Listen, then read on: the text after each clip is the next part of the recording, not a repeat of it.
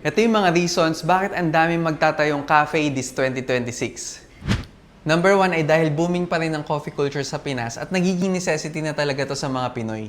Hindi lang din kasi ito basta coffee shop na drinks lang yung pinupuntahan. Nagiging spot na din kasi ito para sa mga students and young professionals na mag-meet, mag-study at mag-work. Kaya this coming 2026, expect nyo na marami pa kaming branches na i-open.